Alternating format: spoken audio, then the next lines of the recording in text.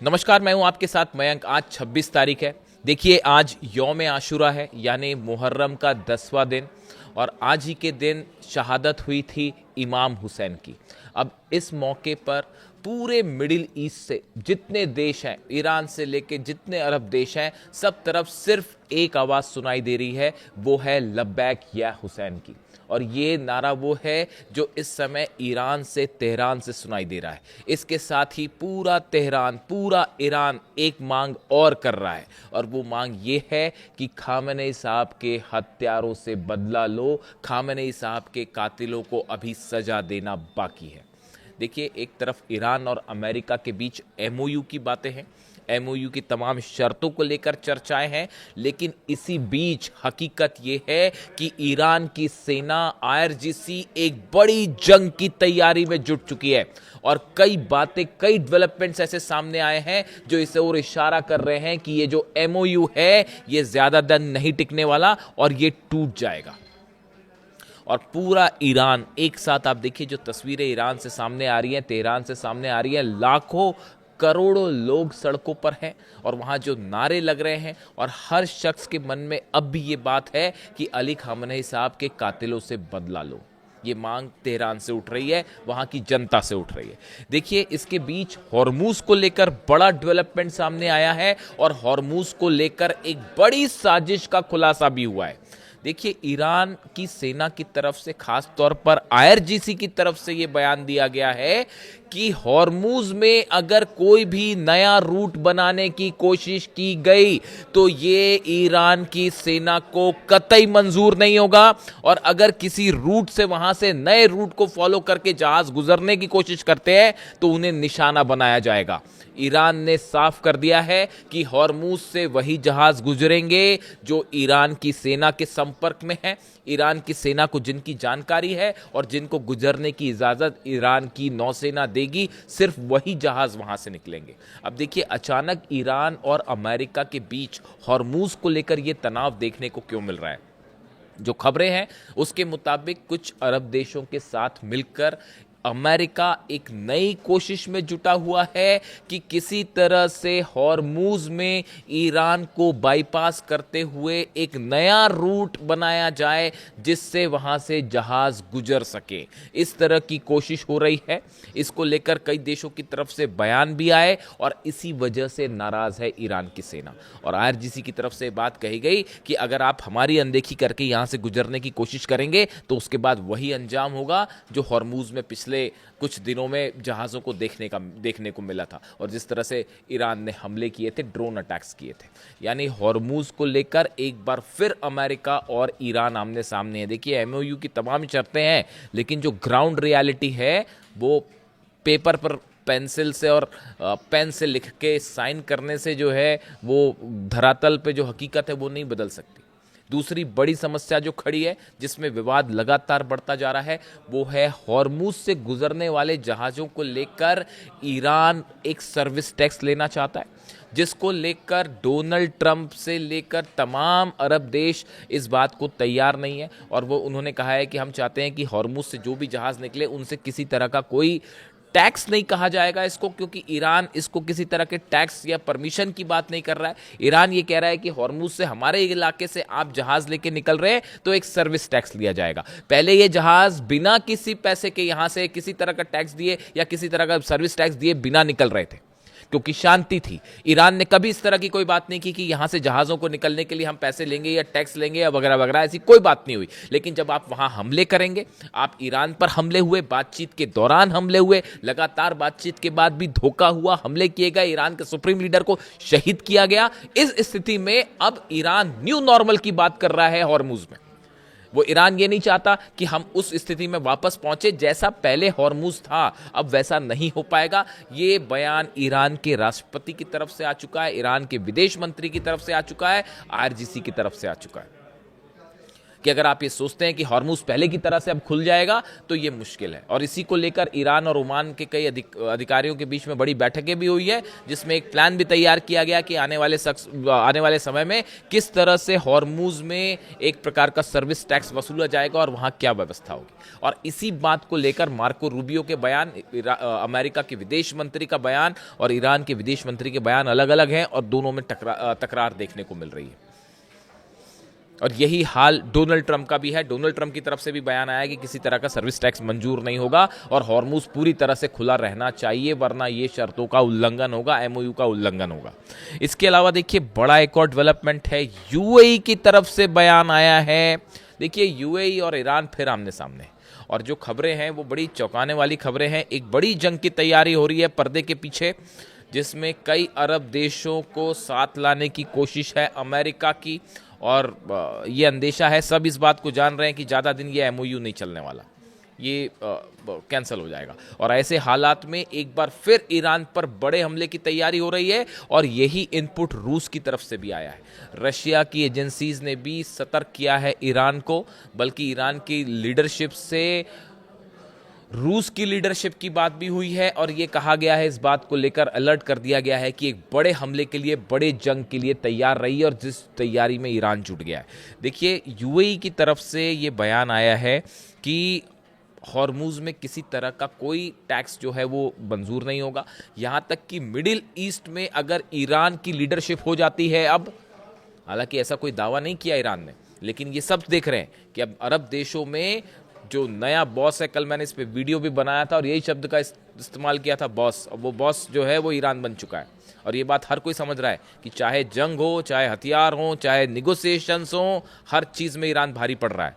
America पे भारी पड़ रहा है, अरब देशों की तो बात ही छोड़ दीजिए आप। ऐसे में यूएई का कहना है कि हमको ये जो नया एक समीकरण बनता दिख रहा है मिडिल ईस्ट में, ये हमें मंजूर नहीं है। ये बात कही है यूएई की तरफ से कही गई है। देखिए यूएई के जो प्रेसिडेंट हैं, उनके सलाहकार हैं अनवर गर्गाश। ये वो शख्स हैं जो बेहद करीबी माने जाते हैं, और इनकी सलाह यूएई के जो राजनेता है और लीडरशिप है वो फॉलो करती है। ऐसे में इनकी तरफ से ये बयान आया है कि मिडिल ईस्ट में कोई नया लीडर हम बर्दाश्त नहीं करेंगे। यानी मिडिल ईस्ट में जो एक पावर चेंज है, पावर शिफ्ट है, ये असल में हो चुका है। ये जंग के पहले जो हालात थे वो पूरी तरह से बदल चुके हैं, और अब जो न्यू नॉर्मल है ईरान उस पर अड़िग हो गया है। यानी निगोसिएशन ईरान अपने दम पे कर रहा है, अपनी शर्तों पर कर रहा है, जंग अपनी शर्तों पर लड़ी, अपने हिसाब से हमले किए, अपने हिसाब से उसने तय किया कि कहाँ हमले होने। पूरे अरब देशों पर एक साथ हमले, अमेरिका पे हमले, इजराइल पर हमले। आप गिनती लगा लीजिए कितने देश हैं, वो मिल के भी ईरान का कुछ ना बिगाड़ पाए। ऐसे सूरत में अब ये हॉर्मुज को लेकर नया विवाद खड़ा हो गया। इसके साथ ही आप देखिए मिसाइल्स को लेकर जबरदस्त चर्चा है डिफेंस सर्कल में। पहले देखिए जो एमओयू साइन हुआ, इसकी 14 शर्तें मैं तो रट चुका हूं उसको, एक एक चीज़, और मैंने हर एंगल पर उस पर विचार करके देख लिया। उसमें कहीं पे भी ये शर्त नहीं है कि ईरान की मिसाइल्स प्रोग्राम पर कोई बात होगी। लेकिन उसके बाद देखिए फिर भी एक बड़ा विवाद छिड़ा हुआ है, और अमेरिका की तरफ से इस तरह के बयान आ रहे हैं कि ईरान की मिसाइल्स पर भी चर्चा होगी। और इस तरह के बयान जब अमेरिका के डिप्लोमेट्स की तरफ से आए तो इसकी वजह से ईरान की सेना और आईआरजीसी गुस्से में। उसका कहना है कि इस तरह के बयान इस एमओयू का सीधा सीधा उल्लंघन है, हम मिसाइल्स कैपेबिलिटी पर कोई बात नहीं करेंगे। ये बात ईरान की तरफ से साफ कर दी गई। तो फिर आखिर ये मुद्दा उठा क्यों कि ईरान की मिसाइल्स पर बात होगी? उसकी वजह है नेतन्याहू, उसकी वजह है इजराइल। नेतन्याहू और इजराइल का सबसे बड़ा खौफ है फतह 2, सबसे बड़ा खौफ है खुर्रम शहर, सबसे बड़ा खौफ है सेजल। ये वो मिसाइलें हैं, इमाद और कद्र जैसी मिसाइलें जो बरस रही थी जब इजराइल पर, तो इजराइल के 12 शहर जल रहे थे। तो सबसे बड़ा खतरा जो है नेतन्याहू को लगता है वो ईरान की मिसाइल से लगता है कि इस पर कंट्रोल होना चाहिए।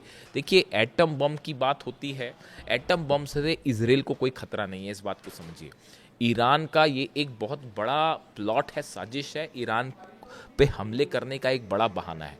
अगर इजराइल पर कोई भी न्यूक्लियर अटैक होगा, मान लीजिए हाइपोथेटिकल बात करते हैं कि ईरान ने न्यूक्लियर बम बना लिया और उसको जो है उसने दाग दिया इजराइल के ऊपर, उसका नतीजा क्या होगा? पूरा मिडिल ईस्ट खत्म हो जाएगा, पूरा फिलिस्तीन गाजा खत्म हो जाएगा, सऊदी खत्म हो जाएगा, यूएई खत्म हो जाएगा, जॉर्डन, बहरीन, सब देश, उसका ऐसा रेडिएशन फैलेगा, ईरान तक उसका रेडिएशन जाएगा, कुछ नहीं बचेगा, उधर रशिया तक रेडिएशन जाएगा, यूरोप तक रेडिएशन जाएगा। तो आप खुद सोचिए, क्या ऐसा हमला हो सकता है ईरान की तरफ से कभी कि वो अगर एटम बम दे भी दिया जाए, मान लेते हैं एटम बम बना लिया ईरान ने, तो क्या इजराइल के ऊपर अटैक कर पाएगा, न्यूक्लियर अटैक कर पाएगा? बिल्कुल नहीं कर पाएगा। इसलिए असली खतरा नेतन्याहू को लगता है ईरान की मिसाइल से, और ये जो एमओयू साइन हुआ है इसमें मिसाइल का जिक्र ही नहीं है। इसीलिए खौफ खा रहे हैं नेतन्याहू और इजराइल के तमाम डिफेंस एक्सपर्ट। किसी तरह से ईरान की मिसाइल्स पर रोक लगानी है, और वो इस पर बात करने के लिए ईरान तैयार ही नहीं है। ये एक इजराइल और ईरान के बीच मुख्य मुद्दा है विवाद का। इसके अलावा आप यूरेनियम की बात करें, देखिए अमेरिका का मुख्य कंसर्न है कि किसी तरह से न्यूक्लियर पावर बनने से रोका जाए, क्योंकि मुख्य उसको इस बात का डर है कि न्यूक्लियर बम बन जाता है तो फिर खतरा जो है वो अमेरिका पर हो जाएगा। तो अमेरिका का फोकस है न्यूक्लियर और यूरेनियम, नेतन्याहू का फोकस है मिसाइल्स। देखिए ये एक ऐसा, दोनों के बीच में ये जो अंतर है ये एमओयू में भी रिफ्लेक्ट हो रहा है, और यही बड़ी वजह है विवाद की। अब देखिए यूरेनियम को लेकर जो दावे अमेरिका की तरफ से हो रहे हैं, इसको लेकर भी ईरान की सेना गुस्से में है। मैं ईरान की लीडरशिप की बात नहीं कर रहा हूं, मैं ईरान की सेना की बात कर रहा हूं, क्योंकि ऑन ग्राउंड जो असली डील है वो अहमद वाहिदी साहब कर रहे हैं, ईरान की सेना और आईआरजीसी के प्रमुख कर रहे हैं।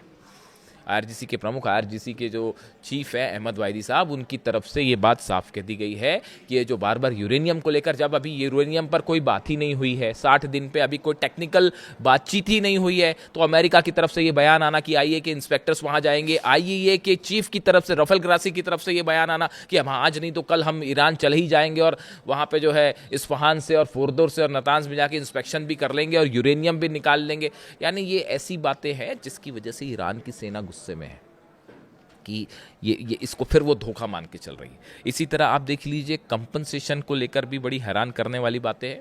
जो ईरान में जो नुकसान हुआ, इसके बदले जो वादे हुए हैं, चाहे वो 300 बिलियन डॉलर, 300 बिलियन डॉलर्स वाले हों, देखिए ये जो कंपनसेशन को लेकर तमाम बातें हैं, जो ईरान में नुकसान हुआ इसको लेकर जो 300 बिलियन डॉलर्स देने की बात हुई, इसको लेकर भी एक बड़ा संशय खड़ा हुआ है कि क्या अमेरिका ये पैसा देने को तैयार है। अमेरिका के जो डोनाल्ड ट्रंप की तरफ से जो बयान आया कि हम ये फंड रिलीज करेंगे लेकिन बदले में ईरान को अमेरिका से अनाज खरीदना होगा, ये इसको आईआरजीसी उसी तरह से रीड कर रही है कि ये अपनी शर्तों से मुकरने वाली बात है, अपनी शर्तों से पीछे हटने वाली बात है, और कुछ दिन का वक्त चाहिए डोनाल्ड ट्रंप को अमेरिका में मिड टर्म पोल्स के लिए, वर्ल्ड कप फुटबॉल खत्म होने के लिए। देखिए अब ऑयल प्राइसेस गिरने शुरू हो गए, पूरे दुनिया में हाहाकार मच गया था, ऑयल प्राइसेस हाई थे, हॉर्मूज से तेल नहीं निकल पा रहा था, लेकिन अब हॉर्मूज से ये तेल निकलना शुरू हुआ है तो इंटरनेशनल क्रूड प्राइसेस कंट्रोल में आए हैं, अर्थव्यवस्था दुनिया की थोड़ी सी बेहतरी की तरफ आगे बढ़ रही है। हालांकि इसका असर देखने में टाइम लगेगा,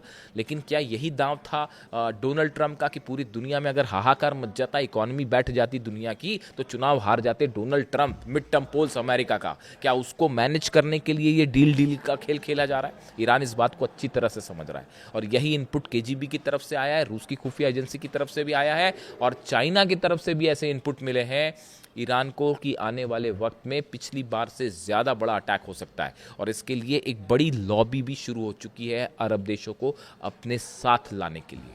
और यही वजह है कि ईरान की सेना गुस्से में है, हॉर्मूज में मामला बेहद तनावपूर्ण सिचुएशन में है, दोनों फोर्सेस अब भी आमने सामने खड़ी हैं, मिसाइल्स को लेकर बयानबाजी हो रही है, यूरेनियम पर किसी तरह की सहमति बनना मुश्किल हो रहा है, और जो 300 अरब डॉलर है इसको लेकर पर्दे के पीछे तमाम खेल जारी है। सऊदी अरब और ईरान के विदेश मंत्रियों के बीच में बात हुई है, और बताया जा रहा है, जो खबरें हैं कि ये तो 300 बिलियन डॉलर्स है, इसको लेकर भी अच्छी खासी चर्चा हुई है कि ईरान को ये पैसा कौन देगा। देखिए इस तरह से भी खबरें हैं कि कुछ अरब देशों ने इस तरह का कमिटमेंट किया है ईरान के साथ कि अगर अमेरिका की तरफ से पैसे देने में कोई पीछे हटता है अमेरिका, तो हम आपको ये पैसे देंगे। इस तरह के कमिटमेंट हुए हैं। इसको लेकर मैं अलग से पूरा डिटेल में वीडियो करूंगा कि आखिर अरब देश ईरान की इस जंग को लेकर क्या रुख रख रहे हैं। लेकिन फिलहाल हालात ये हैं कि मुहर्रम के 10वें दिन ईरान की सेना बड़ी जंग की तैयारी में जुटी हुई है और इस बात को माना जा रहा है कि ज़्यादा दिन वक्त अब नहीं है और जंग होनी तय है। और इसी बीच जैसा मैंने आपको बताया, तेहरान से आम जनता की यही मांग है, एक तो लब्बैक या हुसैन के नारे लग रहे हैं और दूसरी मांग ये है कि खामेनेई साहब के कातिलों से बदला अभी बाकी है। वीडियो कैसा लगा कमेंट करके ज़रूर बताएं। Thank you so much.